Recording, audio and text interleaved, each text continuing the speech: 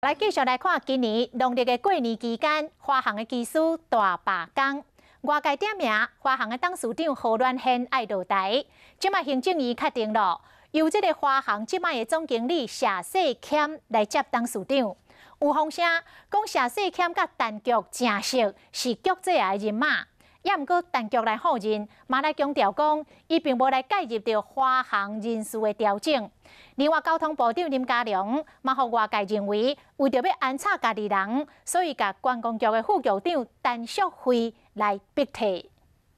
3、2、1。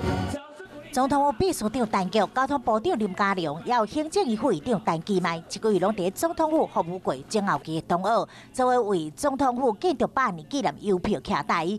不过，交通人事团队移动，过2年的期间，华航机师罢工结束了后，外界点名华航董事长何阮宪落台，行政院确定由华航总经理谢世谦接任董事长的职务。但是即马传出的谢世谦伊是陈局的人马，嘛也是陈局插手华航人事。谢世谦你认识吗？他们说是您的人马，华航新的总经理，我完全不认识。谢总来接任是经过我们对整体考虑，对华航最好的发展这无关任何的派系考量。不止华航人事移动受到注目，对台中上北接任交通部长的林佳龙，嘛传出为着安插家己的人马，要遭交通部观光局前副局长陈淑慧。